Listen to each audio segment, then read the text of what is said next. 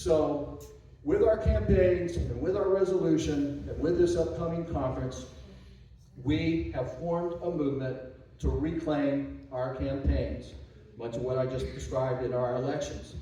So that's why we've invited our honored guest here today to be our featured guest speaker. And he's come a long way, and we're very grateful that not only he's here with us, but he's put on this campaign, and he's trying to bring unity so that we can all collectively make a difference. Ladies and gentlemen, will you please join me? Will you please stand? Will you help me honor our honored guest, Mr. Doraisamy?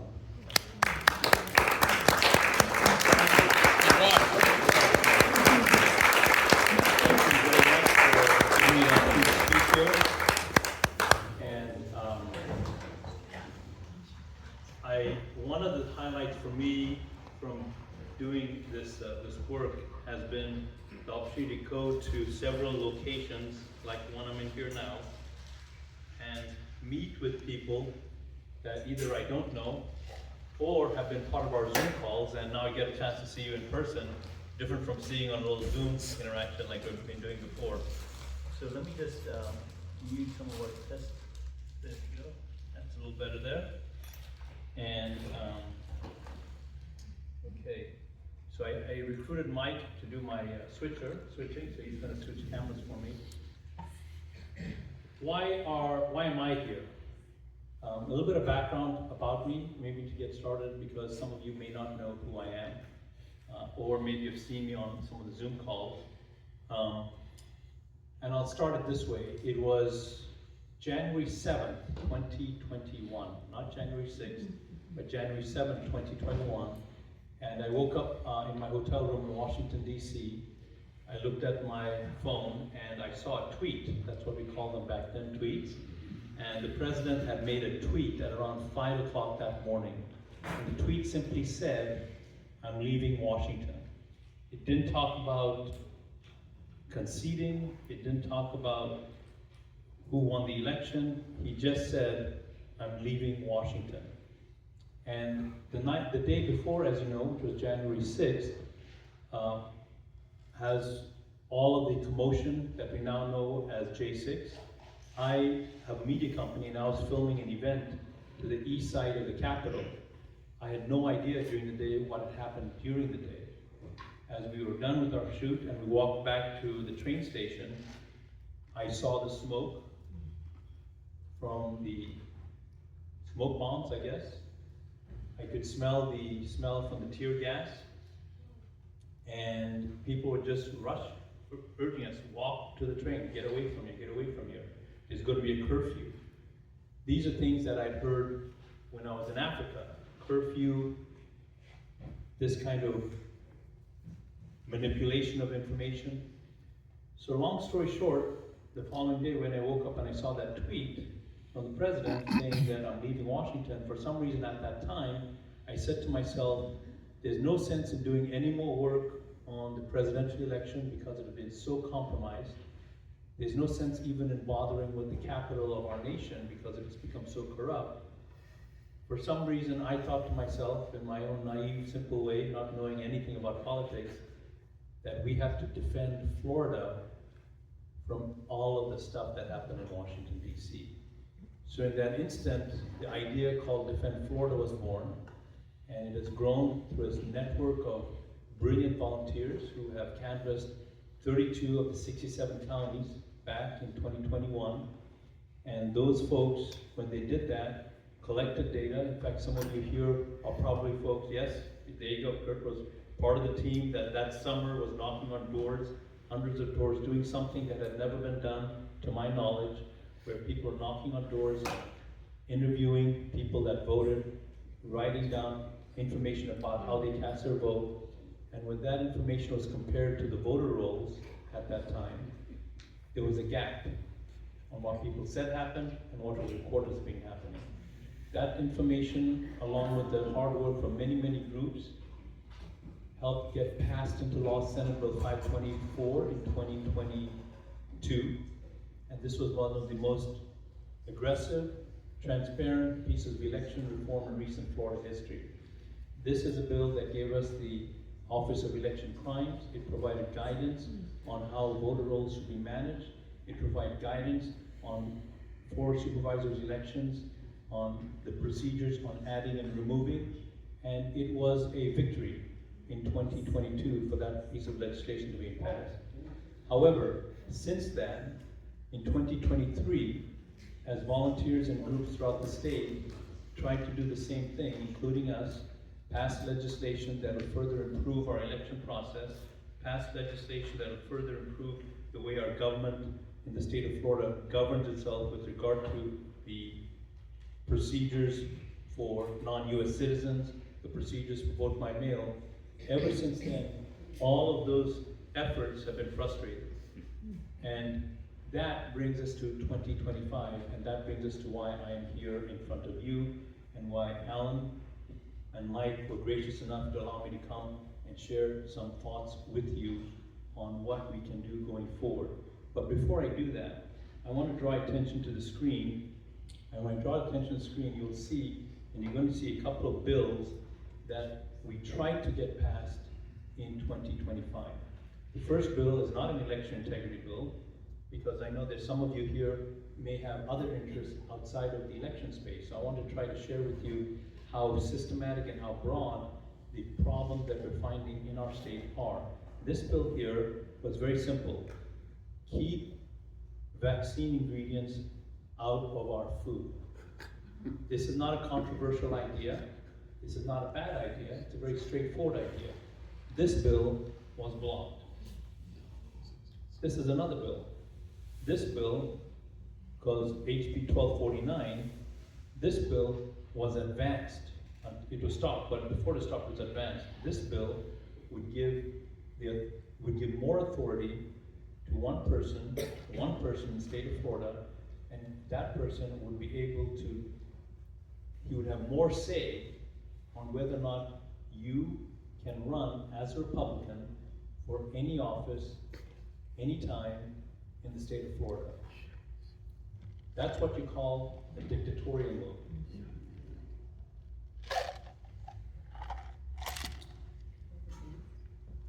This bill, HB 831, simply wanted to make sure that non-US citizens cannot vote in the elections. Again, not a controversial idea, not a difficult idea to explain. This was blocked. In addition to that,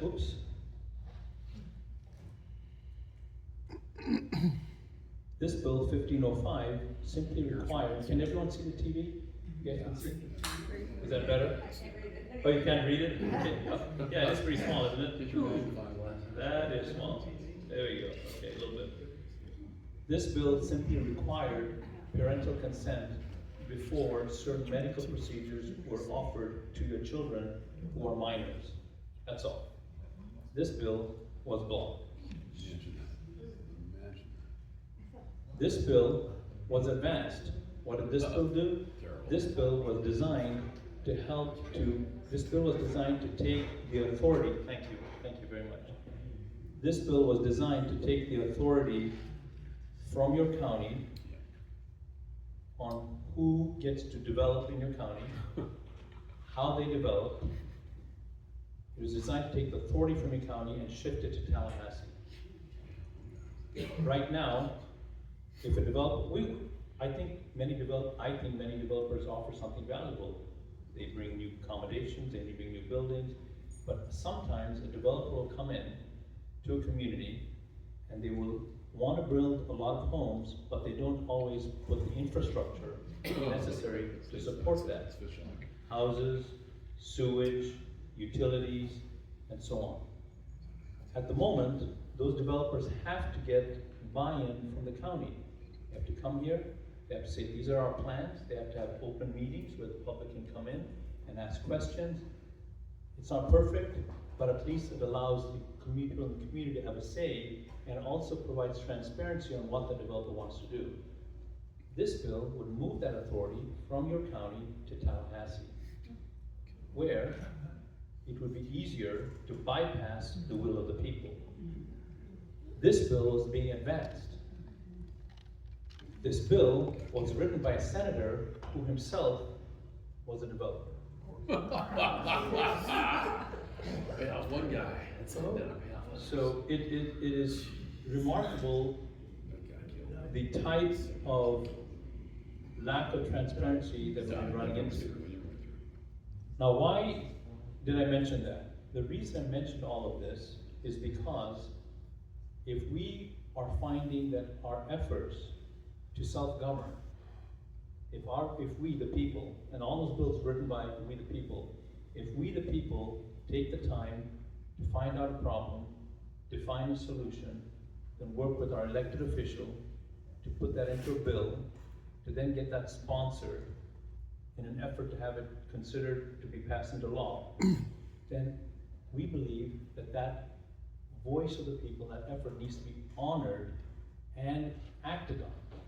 Is this too much to ask? Of course not. However, when we find that these bills systematically get blocked, we begin to ask ourselves, should we keep trying to do things the way we have been doing for years and expect a different result?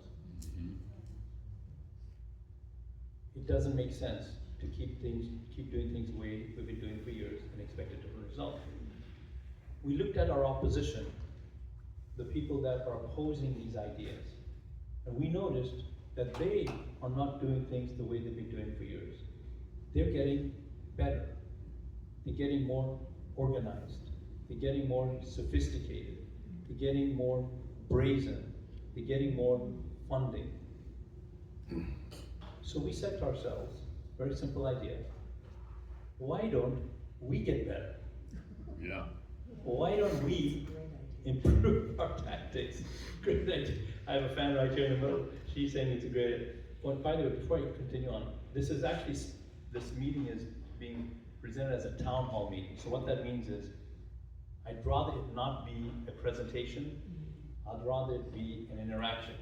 So, if you see something or hear something you like, feel free to cheer. If you see or hear something that you don't like, feel free to boo. And my expert cameraman over here will switch cameras so we get your reaction when that happens. And if you have a question, you should do like what this gentleman is doing, raise his hand and speak up. So what we're going to do here, I need a volunteer who's quick on their feet. Who's quick on their feet? I need a volunteer. You don't have to be quick on their feet. I need a volunteer. Who? Someone to run the mic, that's all. Okay, Alan, if you unflip that from your shirt and just go over to that gentleman there so that the people can hear. They'll be able to hear it, but if you can speak loudly, here we go. All right, this gentleman has a question or something. You know, I heard the word blocked, and you know, is it a committee? Is it all? You know, who is blocking? You know, so that we know how to react or actually act. I like this group. I like this group a lot. This is a good group. Right away, first question, boom, went right to it. So, let's talk about the way this process works. So, the way, and this is going to show you who's blocking it. The way this process works is you and I elect our officials here. We elect our sheriff, we elect our supervisor of elections, we elect our legislators. And we think that when we elect our legislators, they go to Tallahassee for the purpose of representing what we want. Yes? Did you think that? Yeah. You all think that? Okay. Me too, me too. That's what, this lady, say that again? This lady said that's the way it should be. Let me explain to you how it actually works. And this is going to answer the question you just asked. The way it actually works, and we learned all of this the hard way, is we send our legislator over to Tallahassee, yes? Yes. He arrives in Tallahassee. When he arrives in Tallahassee, much like the college situation, the seniors, the legislators that have been there for a while, the legislators that are now in bed with special interest groups, the legislators are now receiving fat checks through PAC after PAC after PAC from all these companies. What does this gentleman say? Term limits. He spontaneously wants to talk about term limits. Look at that. This is a rowdy crowd. I love it. I love it. So, those legislators, those seniors, sit down with your legislator, who's a freshman, and they sit down and say, welcome to Tallahassee. Let me explain to you how you're going to represent your people. These are the things that you will be permitted to talk about. These are the things that you're not allowed to talk about.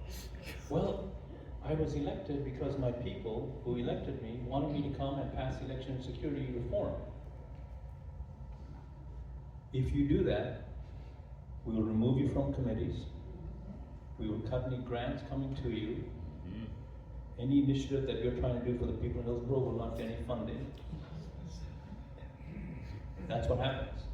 So, that chain of command that I just described extends from the upper echelons all the way down, and they have committee chairs that they appoint, not you or me, they appoint over different aspects. They'll assign a committee chair for elections, they'll assign a committee chair for agriculture, they'll assign a committee chair for land use or development or highway. So, your legislator, he goes up there, if he has a spine, if you do, so you're thankful for those, even though he gets his pep talk, he still goes forward and says, I'm going to sponsor it anyway. He has, his bill then has to be assigned to a committee.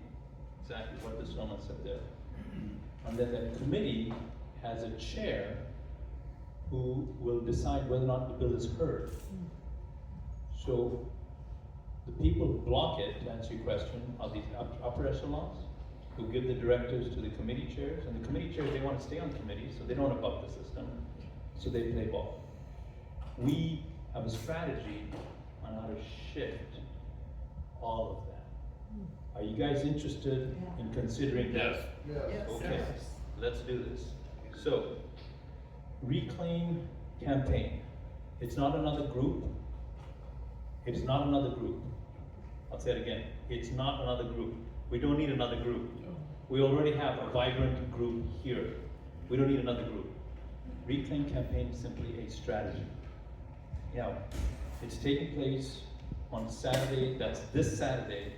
It was at 9 a.m., it's actually at 8:30 a.m. We've had so many speakers, we had to start a little earlier and finish a little later.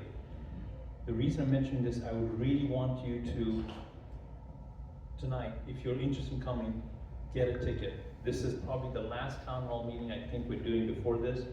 We are approaching the maximum amount of people that can come. We're providing a lunch, comfortable seating. It's a beautiful facility. So if you'd like to come, please get your ticket. You just go to reclaimcampaign.com. It's just $30. It includes a full buffet lunch, drinks all day, handouts, customized material, networking. It'll be fabulous. I'm going to show you exactly how fabulous it'll be, because I'm actually going to share with you some of what we are going to do on Saturday. I'm going to share with you now. So, this is the objectives that we have. We understand that we're not dealing with the Republican versus Democrat issue, because here in Florida, Democrats really don't have a voice. Yet the things that you just saw on the screen are happening. We're really looking to have 7 goals. All of this information is available at reclaimcampaign.com, reclaimcampaign.com. So I'm not going to read it here, but I want to get into some strategy and some strategy. So let me do this here. There we go. No. There we go. Before we go into strategy, you heard Michael talk about bringing people together. There are more of us than there are of them. This is a known fact. Yet, there's a reason why they are able to continue to do the things I shared with you a few minutes ago. Part of the reason they're able to do the things that they're able to do a few minutes ago is that we have so many brilliant groups like you and other groups throughout the country. And these groups, often many of them are working very hard. They're just working apart from each other. So we want to provide an incentive for these groups to come together. What I'm sharing with you is one of our 7 strategies, so I want to share with you why I'm leading off with that. We have so many people in the parental freedom movement, election space obviously. This gentleman said finance reform, he said that a few minutes ago. That there's a whole group of people that are very focused on that. Group of people working on rule of law, and we talked about that. The authority of what's in your county, Second Amendment, our families, our faith. And so in order to bring all these groups together, we have to bring them an incentive. Make no mistake, these groups don't want to work together. Otherwise they would have. I wouldn't have to be here. These groups are very individualistic, oftentimes competitive, oftentimes led by leaders who have a big ego. For a variety of reasons, these groups are not working together, they're working apart from each other. So in order to bring them together, we have to provide a carrot, an incentive. Here's the first carrot. We are showing all the groups that participate in the Reclaim campaign how to do a better job of finding more effective candidates. Let me explain what I mean by that.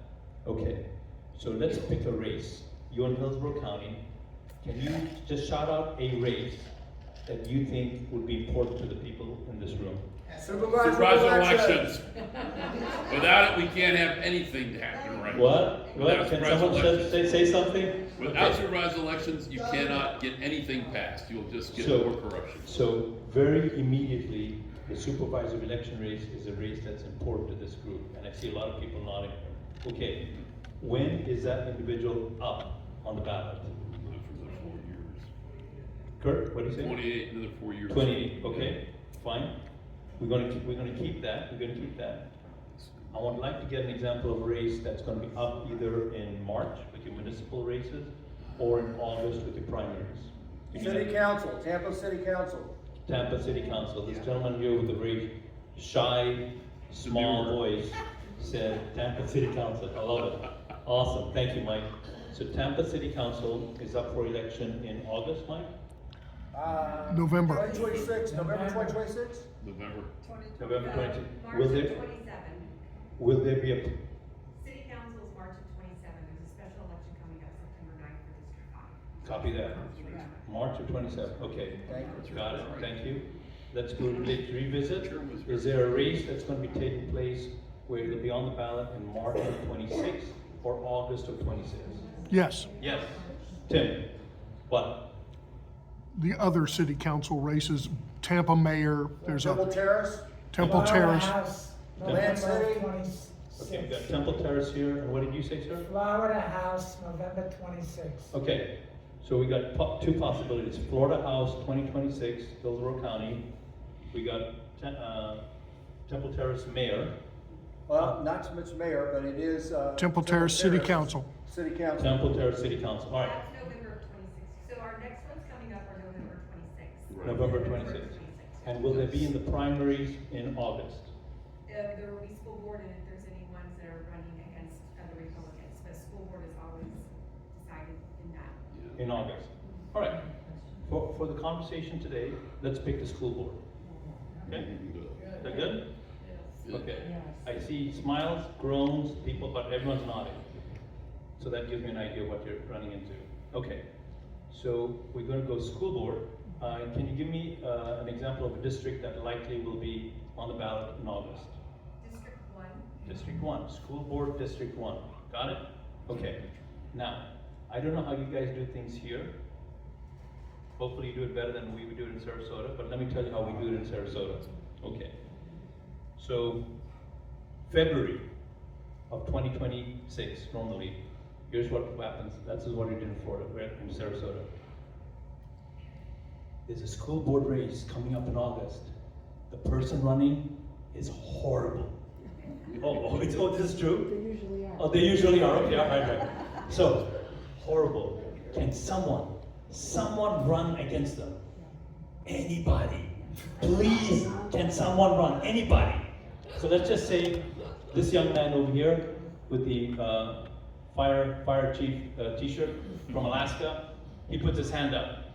All right. He'll run. All right. Immediately, we all say, thank God. Let's go to Tom. He is going to run for school board for District 1 in August. Thank God. Do we vet him? No. Do we check his capabilities? No. Do we find out what his skill set is? No. We're just so grateful that someone wants to do it. put their hand up. Besides to run. me. Besides Tim. Now, we're laughing a little bit, but you need to laugh or you cry. Because this is what we have done. And so we want to suggest another approach for your consideration so that we can address this strategy here. Before we go and look for someone to run for District 1 school board race in August of 2026, first, we do some homework. First, we look at who the voters are for that race. Not the people that are eligible to vote, but the people that actually have voted. Then we say, all right, how old are they? What's their income level? What's their ethnic background? What's their hot button? And often, the answers to those questions will be different from the people in this group where Tom comes and meets. Their voters may have different value sets than this group where Tom meets. Now that we identify that, we call that an avatar, a profile for the voter. By the way, none of this is rocket science that I came up with. Turns out, this is what the other guys have been doing for decades. No one told me. I had no idea. The only thing people told me is, find someone to run. So, what we are showing is a strategy on how you find the voter for that particular race, school board race, District 1 in August. After you find that out, then you start looking. Who is a candidate within our circles who represents our values, but also can persuade that voter? If we don't do that, we'll find Tom, who we all love, and we'll vote for him, but the other 90,000 people out there may not. So that's step one for this particular piece here.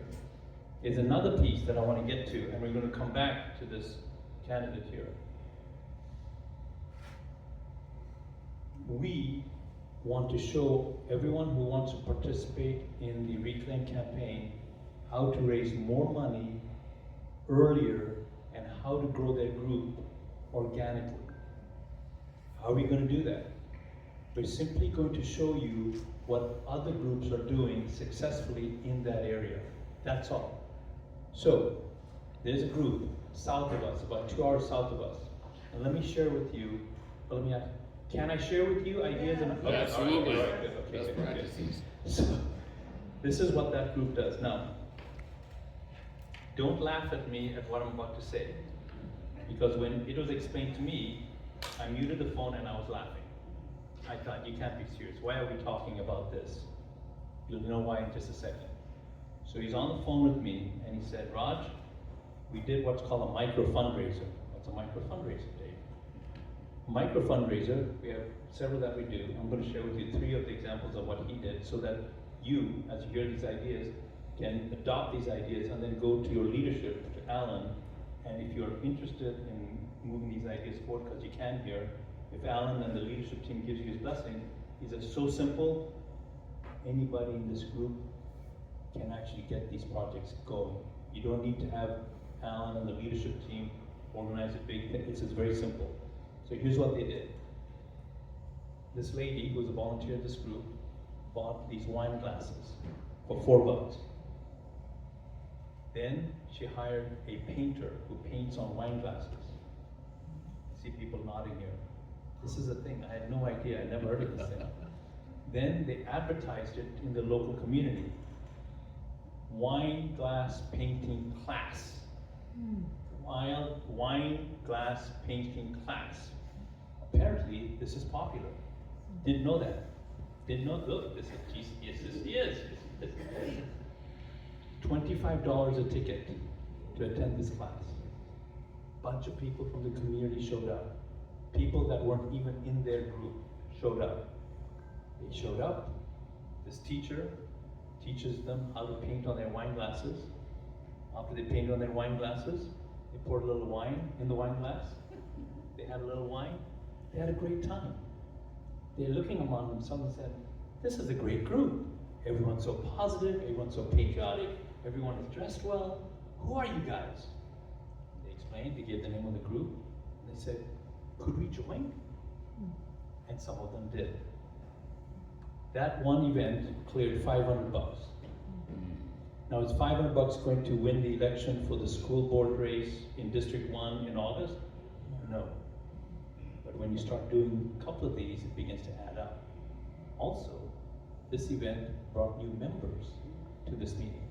It's so simple. Anybody here could run with this idea.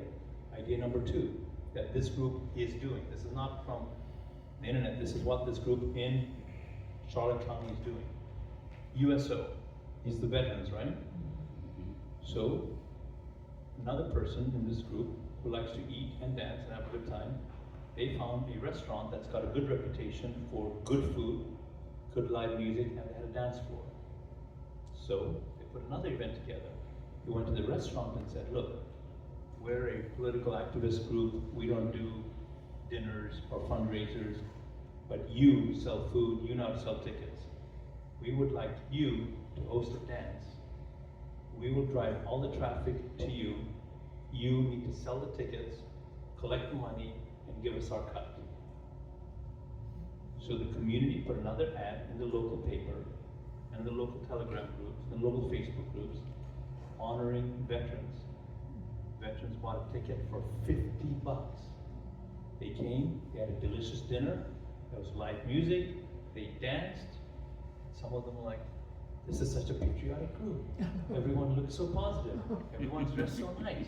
Who are you guys? Can we join? Sure. Some of them joined. Third idea. This group here has a screen, just like you do, every time they meet. And they put all their announcements on the screen. So someone else said, there's some businesses around here that we know. They don't necessarily come to our meetings, but they are America. They like America. They're pro. They have the flag. They believe they like what's happening with the president now. They're patriotic. I'm going to go to those businesses and say to them, to those businesses, would you like to have the name of your business put on our screen every time we meet? And would you like to have the name of your business put on our website? And would you like the name of your business to put on our newsletter, which we send out? And would you like the name of your business to be printed on our handouts whenever we have handouts? Well, sure, of course. Some businesses are paying all the way from $50 a month to $500 a month for that. And that comes in every month. Can you now see how people in the group over there, not the head, this doesn't have to be done by the head, because Alan, if he's like any other group member, president, group leader, he has got too many things to do. The last thing, I don't know, but the last thing I want and other group leaders want, so people come and say, I got a great idea for you to do. This is what you need to do. I don't want to hear it. However, if they come and say, I got an idea, and if you'll give me your permission, I'm going to run with it. That's what we love to hear. Am I right? Oh, yeah. Absolutely. So if you guys like any of those 3 ideas, please take the initiative. This can be executed immediately. No big budget, no big to-do, very simple, getting more people and you're raising money. Now, why did I take all of that time to talk about that? The reason I did that is it's so important that your group, my group, our groups grow in numbers and in our bank account. Grow in numbers and in our bank account. Why? Because that is how you measure your influence and your power and your dominance in your county. Raj, I don't know if I want to be dominant. Well, okay, come up with a different word. That's my gear. The people that are pushing the LGBTQ nonsense, the people that are trying even now to get rid of President Trump, the people that are bringing division, the people that are blocking the election reform, the people that want to bring another pandemic, those guys are not messing around. They're not. There are more of us than there are of them. I would like to give you the tools so that your voice is a voice that has to be heard and acted on. Is that okay? Absolutely. Now, what did I talk about before I brought up the fundraiser? I talked about Alaska firefighter. The Alaska fireman, exactly right. Who's listening? That's right. I talked about the candidate who is running for school board. Now, after you have done this, and after you've identified the avatar, the profile of the people that are voting for District 1 in your school board race in August, now start looking for the candidate. When you start looking for the candidate now, and you find them, you may have to convince them to run. Because do you know how difficult it is to get people to run? Who knows how difficult it is to get people to run? That's our chairman. Yeah. It is very, why? Because the candidates know that it's a long, lonely road fraught with persecution and problems. Now, having done what I'm requesting you to consider, go to the leaders in your community, the people that you think would be the absolute best person to run for school board member in District 1. The people that share your values, they know how to convince low information voters, they know how to persuade people in an effective way. And when you talk to them, say the following: Jack, we'd like you to run. You have a good reputation, you have good experience. But before you decide, I want you to know something. We have already identified who the voters are. We have already identified what their issues are. We have already identified their ethnicity, their income level, topics that are hot for them. But that's not all, Jack. We've also started fundraising. We have already started funding the war chest that we are going to need to make you victorious. When you have that kind of a conversation with your potential candidate, can you see that that conversation is going to go a little differently? You see that? Not only that, you will find yourself in a position where you'll have several candidates that are interested in getting your backing.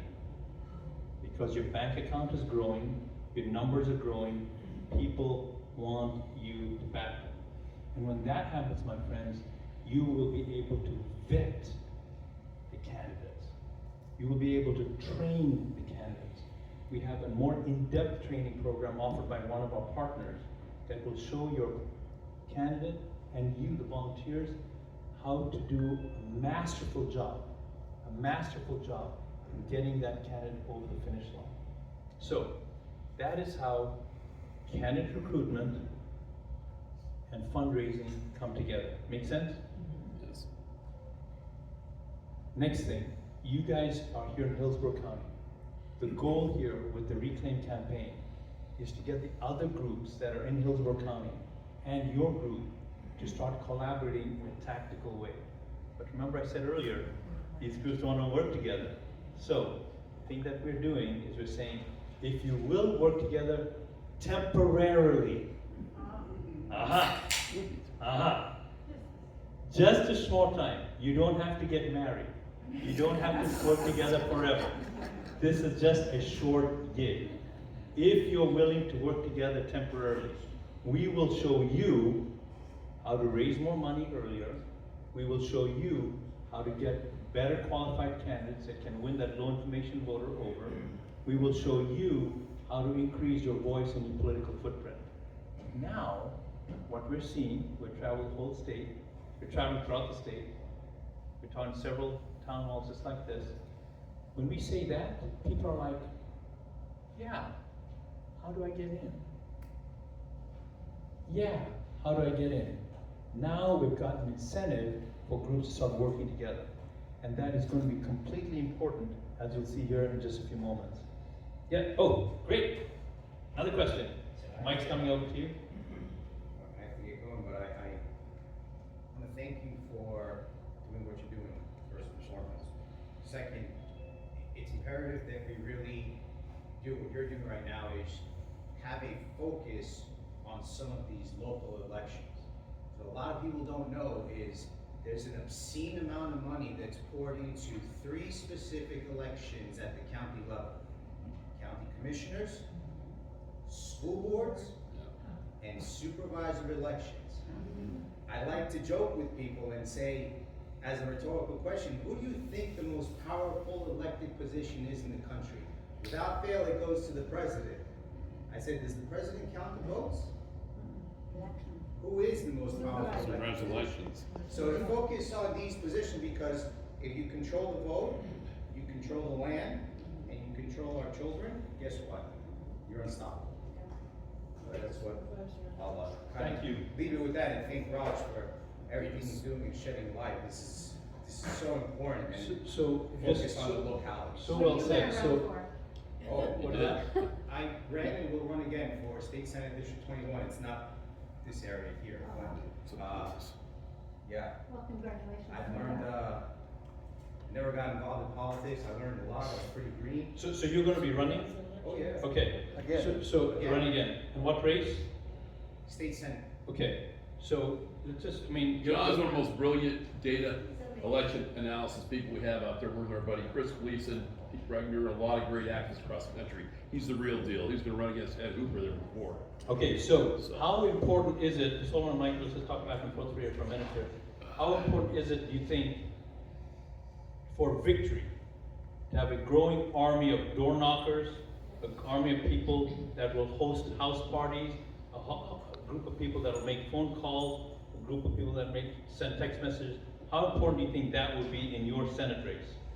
So I've been saying that the way to win is to have door knockers go and emphasize the importance of the primary. Because I'm gonna tell you a little secret. Not a lot of people are gonna tell you this, but the general election means nothing. Your primary elections is what wins the vote in that position. And I can give you example after example after example. Why? Because in the primary, you only have about a 1 to 2% turnout. How easy is it to control that?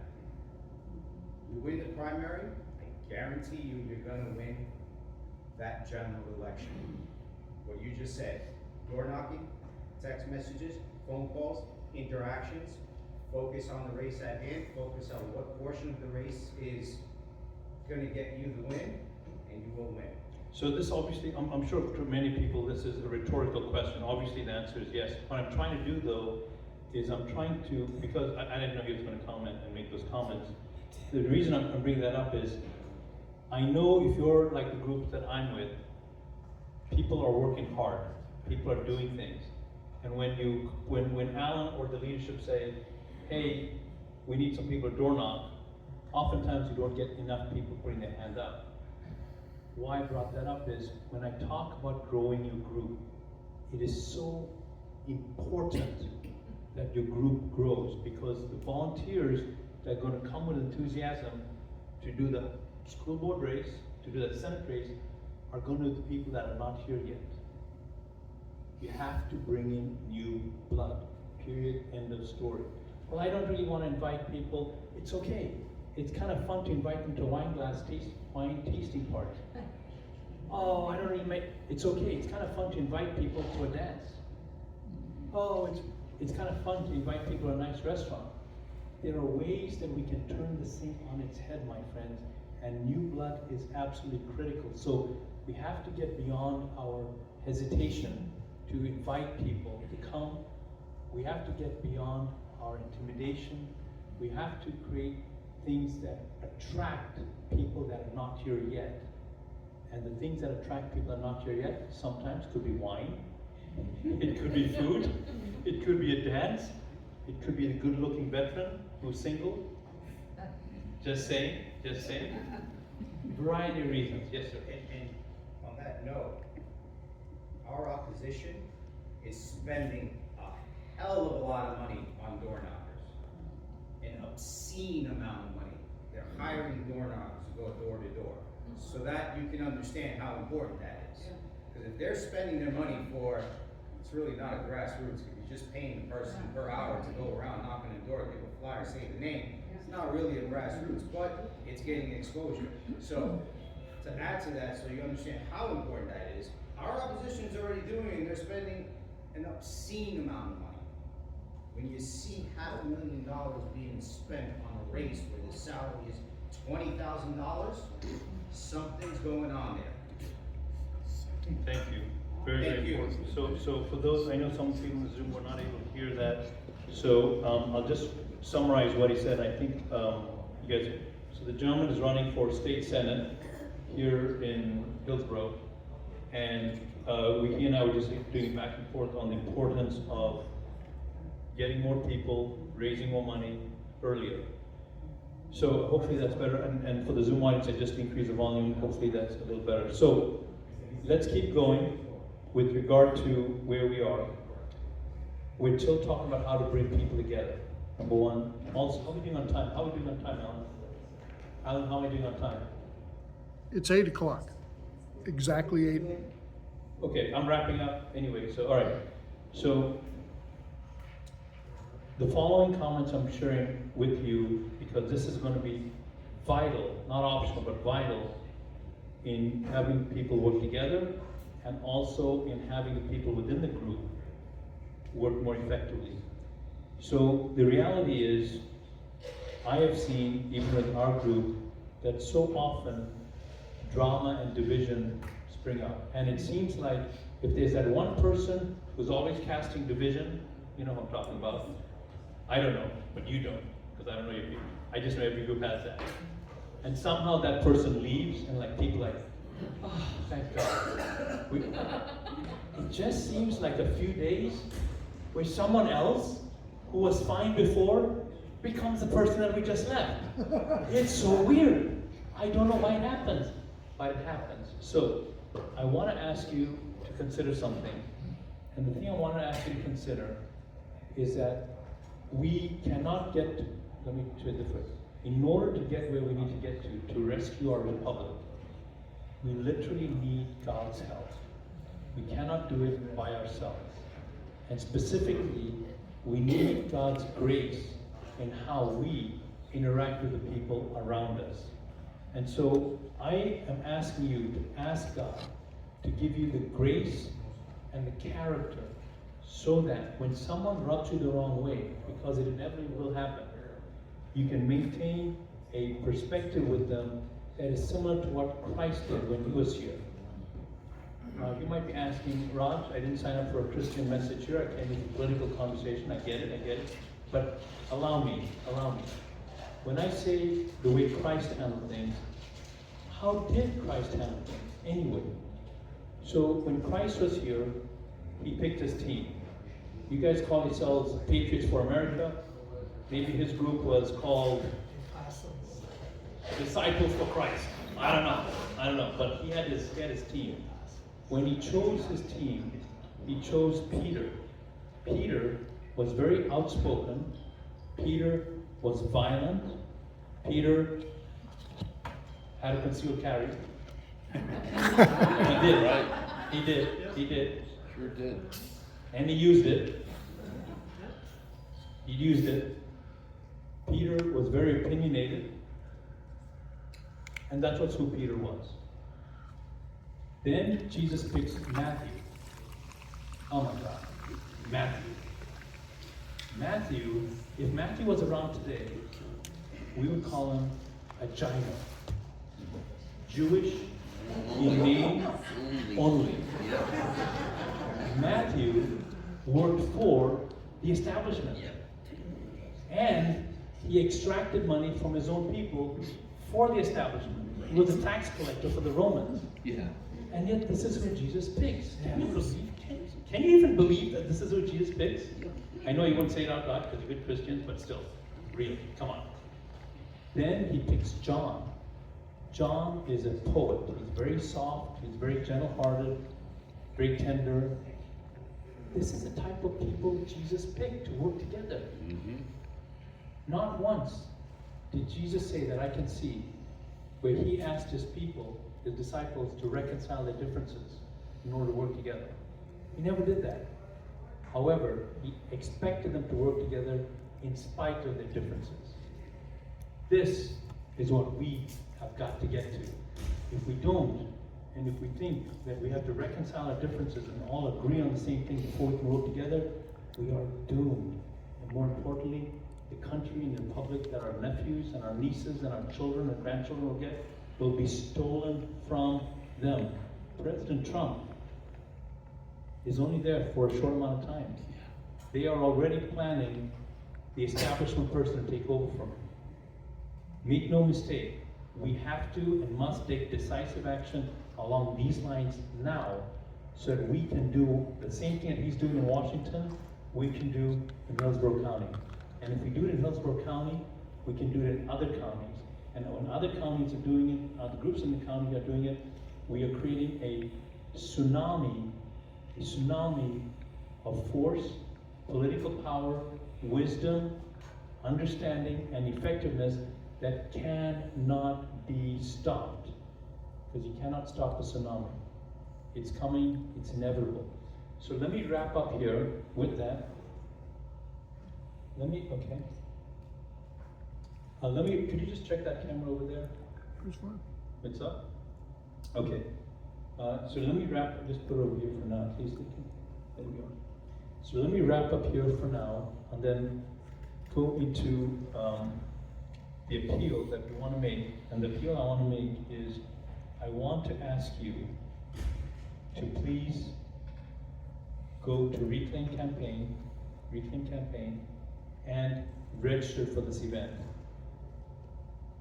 Very straightforward, Reclaim Campaign. I wish I had some flyers. ReclaimCampaign.com, you click on it, you can get the link and a job form, fill it out, pay your $30 and come down there and be part of the revolution. Boom, right there, perfectly said. So, any questions with that said? Do we have any questions, comments, questions?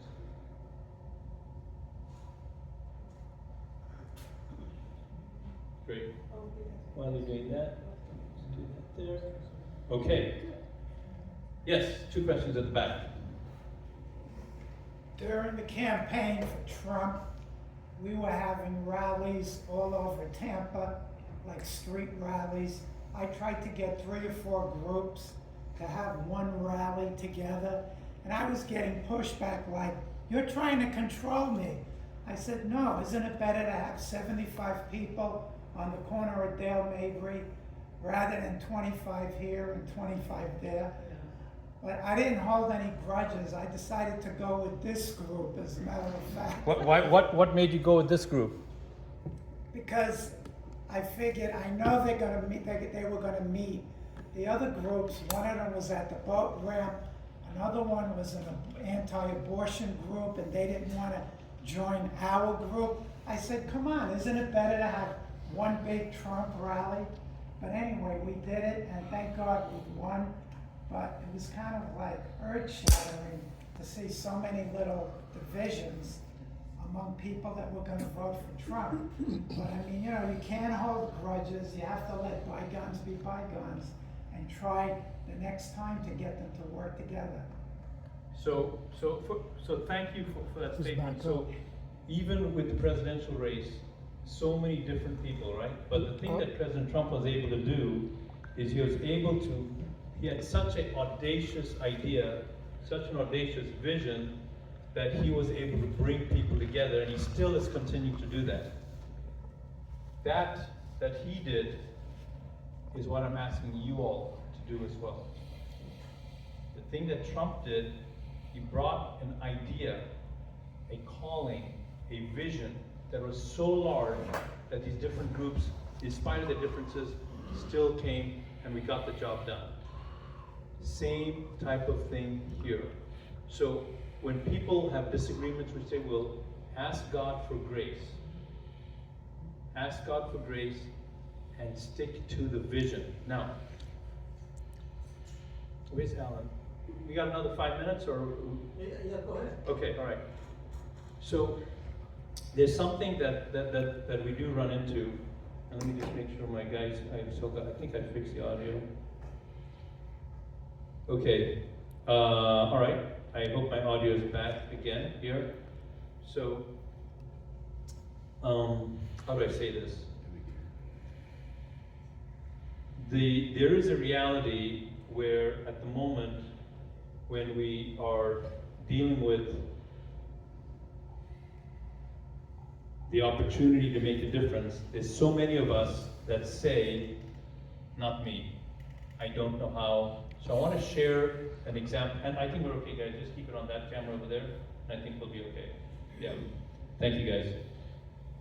There's another story in the Bible that encourages me a lot, and this is a story of Esther. So let me give you the background on Esther. So Esther was a Jewish orphan girl.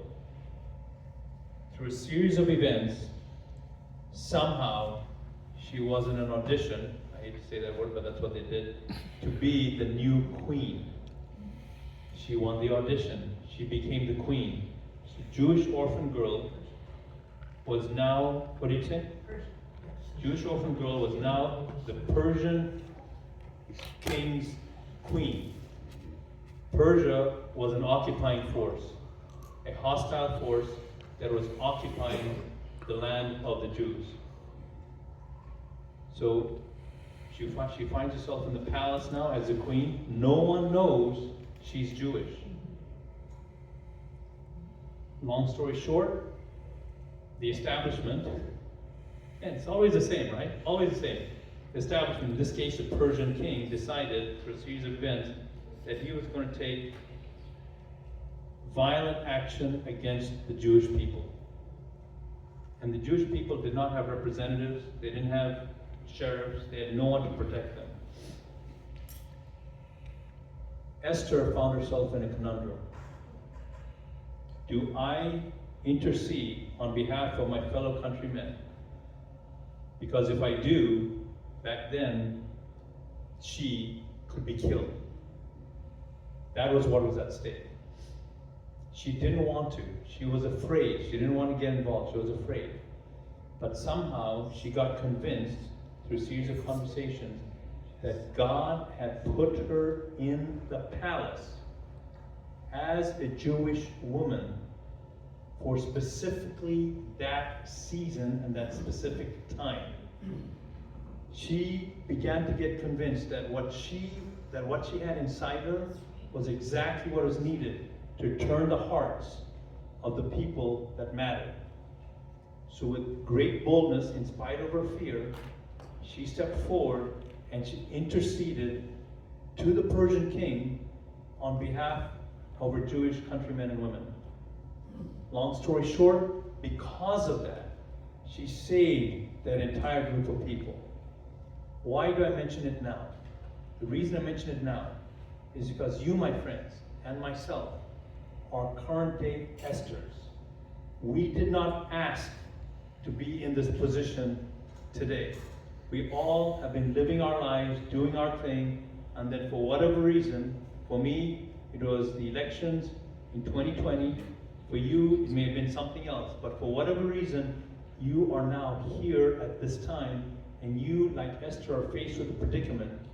Do you take the actions with the people in your lives, or do you stay silent?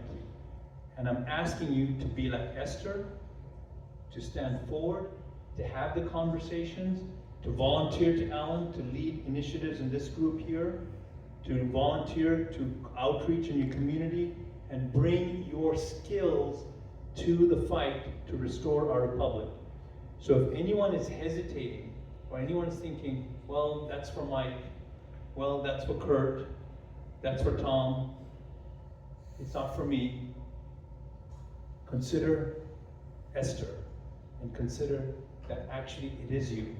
No matter where you are in life, experience, age, background, you're here in this room for a purpose. You're not here by accident. I'm not here by accident. This was put together for a purpose. Honor that purpose. So with that said, if I don't see any questions, if I may, can I close this off? If you have a question after, could I close this off in a word of prayer? Okay. Yes, ma'am. Do I use the mic? Yes, please.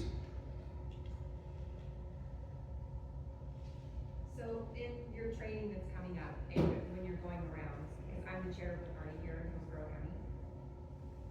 County, there's such a huge. A big part. Could you stand next to that? My microphone's that camera there. If you could stand there, then folks outside can hear. Just talk right next to the camera. You can go right behind it if you want. Thank you. There's such a huge faction now between kind of what the groups are trying to do and then local RECs. And some, like Hillsborough, I feel like we've got really great. I've got some amazing patriots here in Hillsborough County of hard workers. They do a phenomenal job. I'm so proud to be their chair. But at on talking to electeds, and I just wanna know if this is part of the training. It's not for me to stand here and get persecuted for this, but I think, I agree with you 100%. I love what you're doing. I think it needs to happen. Our elected officials need to be held accountable. We need to find good candidates when elections come around. But in the meantime, and if the strategy doesn't work and we end up with the same electeds, my encouragement to people is, because we used to bring around the Foundation of Applied Conservative Leadership training, and they would rate your candidates, and then you just apply pressure. But it's positive. You want to stay engaged. You want to encourage them. And I just feel like in today's political climate, our elected officials, and that's what I keep trying to tell my committeemen and women, in Hillsborough, they have all the connections to the donors. They don't really need us. They can win on their own and with the donors they have. I'm trying to encourage my people, let's build that good relationship, because if we can't get our person in, or a conservative person that people may be trying to recruit, then if we fracture those relationships with our electeds, they're never gonna let us in the door. So there's more than one way to skin a cat, but I wanna know, are you guys addressing this in your training too? Because we can't just go in guns a-blazing, because this is gonna take time, but we have to be able to work with our electeds and then do the calls to action, build those relationships, and try to move the needle with getting good legislation, because a lot of them don't know what a lot of this legislation says. They need the help, they wanna hear from us, but they don't wanna hear from us if we're always attacking them. So great, that is such a wise comment, and in case you weren't able to hear it on the Zoom, the lady who was actually leader in Hillsborough County was talking about the importance of working with our officials, and drew attention to the short-sightedness and the foolishness, you didn't use that word, I am, of going in guns a-blazing, and disrupting lines of communication, burning bridges, and so on. So there's a lot of wisdom there. So I'd like to share some perspective on that. Okay, so during the 4 years we've been at this, we focused very heavily, and very important, what you said, important for us, we focused very heavily on building those relationships and those bridges, which is how we got so many bills sponsored. What we did not factor in is the cartel, that chain of command I mentioned at the top of my conversation, many of whom we could not even get to. So many barriers between us and them. Speakers of the House, Senate presidents, I'm not talking about anyone in particular, we've been doing this for 4 years. So we found out that when we are talking to our elected officials, as we should, when we're being professional and insightful and helpful, as we should, and they wanted to help us, they had this massive, massive power from the leadership, dictating to them what they could or could not do. They would often allow the bill to be sponsored, fully knowing that it's going to be killed, not assigned to committee. So the sausage making is kind of disgusting. Having said that, we have to talk about what was just mentioned, and in particular, how does this play into the training that we're providing. So, number one, we have to be professional. This here, Christ-like approach, critical. This is our only pathway forward. So, I'll just make the assumption that we've all bought into that. Beyond that, we must be able to counterbalance the pressure that our elected officials are being pressured under by our adversaries. How do we do that? So we build a bridge, 100%. If there's no bridge, you can't even get to step one, right? If we're conducting ourselves in a manner unbecoming to the principles of Christ, how then can we say we're doing or ask for anything better than the opposition? We must do that. But there's more to it than being There's more to this, and part of this is having the capability to apply pressure from our side. And that is essential for politics and governance. The side that wins, and you can look at how President Trump did his thing, the side that wins is not the side that's good alone, or righteous alone, or moral alone. The side that wins is the side that has more political capability. How do we do that? Step number 1, grow your group. Step number 2, grow your bank account. You're not going to get there overnight. These folks have been working for decades, doing exactly what we just talked about. They've been doing this. It works. It works. That's how Soros did everything that he's gotten done. Local level, appointed people locally. Those local judges became regional, became district, and those are the judges that are fighting Trump. They didn't start there, they started here. We do the same thing. And to your point, this is so key to what the point is. Remember she said, it's not gonna happen overnight. This is a long game, my friends. This is why you are the right audience. Because everyone in this room knows the importance of the long game. We've been around a couple of times, so we know. So, to summarize, yes, we have to be professional. We have to employ the character of Christ. And make no mistake, there are no two ways about it. You have to grow your group. You have to grow your bank account. And there are ways to do that. I mentioned 3. We're going to cover so many more on Saturday. I just don't have time to do it here. You're very gracious, but I know you guys are getting hungry and you guys need to get home. Does that address? So thanks for being at this meeting as a chair and as a senior leader in Hillsborough County. That is It's awesome. awesome. And you guys have the seeds here. You have the leaders here. You have the leaders here who can pull that together. So my friends, thank you for your attention. For the Zoom audience, we're going to end the Zoom call. Our host has got other business that they need to deal with, but we'll end the Zoom call here.